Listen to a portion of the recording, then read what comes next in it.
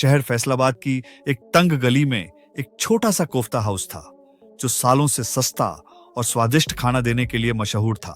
लेकिन अचानक वही छोटी सी दुकान पूरे शहर के लिए डर की वजह बन गई।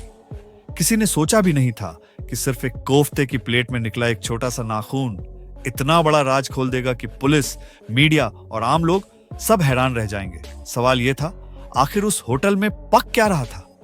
वो नाखून आया कहां से? और ये मामूली सा मामला मानवीय मांस तक कैसे पहुंच गया? इसी डरावनी सच्चाई को जानने के लिए इस वीडियो को आखिर तक जरूर देखें। कहानी शुरू होती है फैसलाबाद से। यहाँ मुमताज बेगम नाम की एक मेहनती महिला जो मिडिल क्लास से थी, सालों से अपना कोफ्ता हाउस चला रही थी। ये दुकान फैसलाबाद के पुराने, भीड़भाड़ और तंग बाजार के एक कोने में थी, जहां से रोज सैकड़ों लोग गुजरते थे। लेकिन इस होटल तक उसकी खुशबू खींच कर लाती थी। यह जगह लोगों के लिए सिर्फ खाना नहीं, बल्कि रिक्शा ड्राइवर, फैक्ट्री वर्कर, छात्र और रोज कमाने खाने वाले गरीब लोगों का सहारा भी थी। इस दुकान की मालिक थी मुमताज बेगम, करीब 50 साल की। मुमताज बेगम ने अपने खाने की कीमतें सालों से कभी नहीं बढ़ाई थी। हर कोई हैरान था कि इतना सस्ता गोश्त आखिर वो कहां से खरीद कर लाती है। लेकिन मुमताज बेगम हमेशा यही जवाब देती थी कि कारोबार चलाने के लिए रेट कंट्रोल में रखना जरूरी है। उनके साथ सिर्फ एक ही मददगार होता था, उनका 14 साल का बेटा अरमान। अरमान बहुत फुर्तीला और तेजी से हाथ चलाने वाला लड़का था, जो हर ग्राहक को अदब से जी भाई कहकर पानी पेश करता। जब भी कोई ग्राहक प्लेट खत्म करता, अरमान झटपट प्लेट समेट लेता और नई प्लेट सजा देता। मुमताज बेगम के कोफ्ते इतने लजीज होते थे कि जब भी कोई उनकी रेसिपी का राज पूछता तो वो हल्के से मुस्कुराकर सिर्फ एक ही जुमला कहती, प्यार से पकाना ही मेरा राज है। मगर इसी प्यार के पीछे एक ऐसा गैर मामूली अंधेरा छुपा था जिसने खुद मुमताज बेगम के दिल में भी बेचैनी भर दी थी। आखिर उसे इतना सस्ता गोश्त कैसे मिल रहा है? मुमताज बेगम जिस सप्लायर से गोश्त लेती थी, उसका नाम था जाबाद। जाबाद के चेहरे पर ना कभी खुशी दिखती, ना गुस्सा, बल्कि एक खाली सा, अजीब सा भाव रहता था। वो हमेशा एक काले पॉलिथीन में गोश्त लाता, दरवाजे पर हल्के से दस्तक देता, बिना कुछ बोले बैग मेज पर रखता और बिना कुछ कहे वापस चला जाता। बाजार में गोश्त के दाम आसमान छू रहे थे, लेकिन जाबाद का लाया हुआ गोश्त हमेशा आधी कीमत पर मिलता, जो किसी दुकानदार के लिए आम बात नहीं थी। कई बार मुमताज बेगम ने उससे पूछा, ये गोश्त कहां से आता है? मगर जाबाद हर बार सिर्फ इतना ही कहता, बस सप्लाई मजबूत है, सोर्स मत पूछो, सिर्फ क्वालिटी पर भरोसा करो।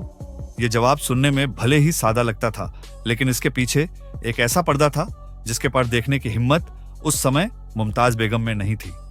शुरुआत में उन्होंने इस बात को नजरअंदाज कर दिया क्योंकि उन्हें अपनी दुकान की बरकरारी सबसे ज्यादा अजीज थी। लेकिन वक्त गुजरने के साथ धीरे धीरे सब कुछ बदलने लगा। जब भी मुमताज बेगम उस काले पॉलिथीन का बैग खोलती, एक अजीब, हल्की लेकिन तेज और अलग किस्म की कच्ची गंध उनके नाक तक पहुंचती। वो गंध बिल्कुल भी बकरे या गाय के गोश्त जैसी नहीं थी। मुमताज बेगम डर के मारे तुरंत उस गोश्त में खूब सारे मसाले, नमक, अदरक, मसाला डालकर उसे पकाना शुरू कर देती। और हैरत की बात यह कि पका लेने के बाद वो अजीब गंध पूरी तरह से गायब हो जाती और बस वही मशहूर खुशबू बाकी रह जाती जिसने उनकी दुकान को इतना नाम दिया था। मुमताज बेगम अपनी बेचैनी और हर शक को हर रोज अगले दिन के लिए टाल देती। लेकिन वो सिर्फ दुकान चलाने वाली औरत नहीं, एक माँ भी थी। इसलिए जब उनका बेटा अरमान पहली बार हिचकिचाहट के साथ बोला, अम्मी, ये गोश्त बाकी होटलों जैसा स्मेल क्यों नहीं करता? तो मुमताज बेगम ने पल भर के लिए बेटे की आंखों में देखा, मगर अगले ही पल खुद में फिर से वही पुरानी मजबूती भरकर बस इतना बोली, ज्यादा सोचना मत, रिस्क में शक नहीं करते। हालांकि इस एक जुमले के अंदर डर, कमजोरी और मजबूरी तीनों छुपे हुए थे। मुमताज बेगम ने कई बार सोचा कि शायद एक दिन जाबाद से साफ साफ पूछ ही लें कि यह गोश्त आखिर कहां से आता है, मगर वह हर बार ऐसा नहीं कर पाती थी। जाबाद के आने का अंदाज ही कुछ ऐसा था जैसे वह कोई आम सप्लायर नहीं, बल्कि किसी खुफिया नेटवर्क का कारिंदा हो। वह हर बार बेचैनी छोड़ जाता था। लेकिन दोस्तों, कहानी का सबसे खतरनाक मोड़ तब आया जब बिलाल नाम के एक लड़के की एंट्री हुई, जो लॉ डिपार्टमेंट में पढ़ता था और आम तौर पर कोफ्ता खाने आता रहता था। अरमान ने हमेशा की तरह हंसते हुए जी भाई कहकर उसकी प्लेट रखी। बिलाल ने पहला निवाला लिया, लेकिन आज कोफ्ता उसे कुछ ज्यादा गाढ़ा, डेंस सा लगा। उसने इसे नजरअंदाज किया, मगर जब दूसरा बाइट लिया तो एक सख्त चुभती चीज बिलाल के दांतों से टकराई।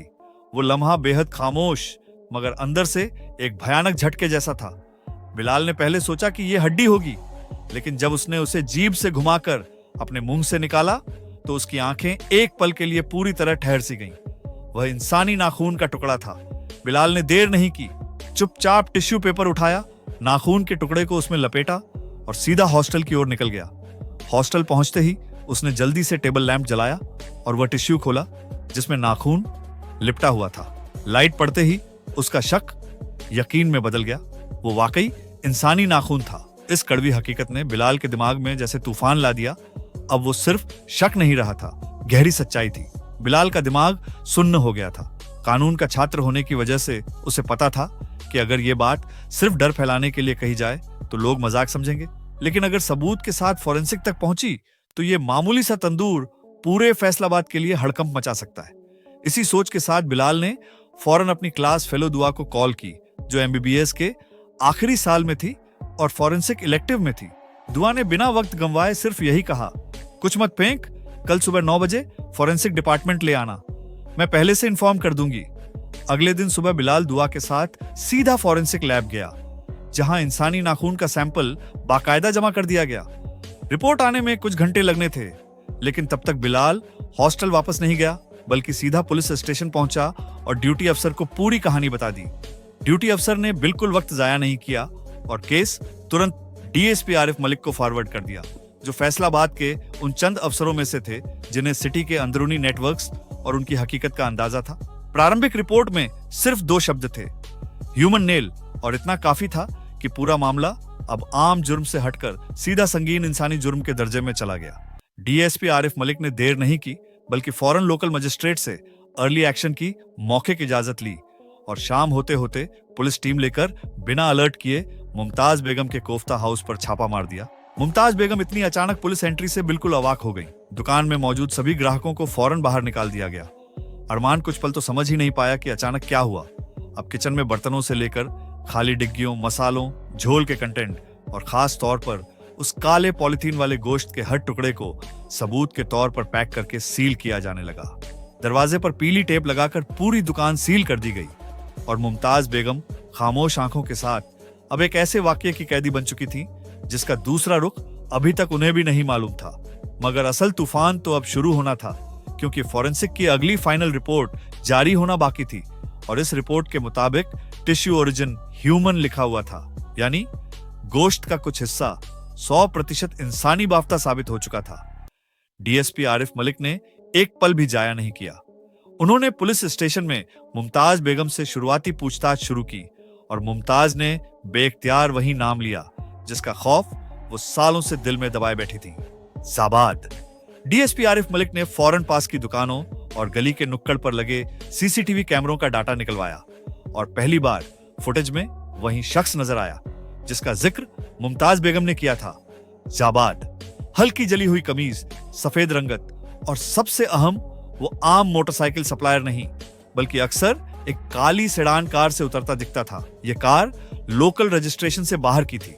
जब उसका रिकॉर्ड निकाला गया तो उसका नंबर सूरज ट्रेडिंग के नाम पर रजिस्टर था। सिर्फ 2 घंटे के भीतर पुलिस ने सूरज ट्रेडिंग की पूरी इंपोर्ट एक्सपोर्ट हिस्ट्री खुलवा ली और पहली हैरानी यह थी कि यह कंपनी असल में गोश्त की नहीं बल्कि केमिकल और प्रिजर्वेड बायोलॉजिकल मटेरियल की रजिस्टर्ड ट्रेडर थी, यानी इंसानी बाफ्ट को प्रिजर्व करने वाले केमिकल फॉर्मेलिन का आयात भी इसी कंपनी के अंडर होता था। उस लम्हे आरिफ मलिक ने कहा, यह सिर्फ कोफ्ते नहीं, यह लाशों की तकसीम का रास्ता है।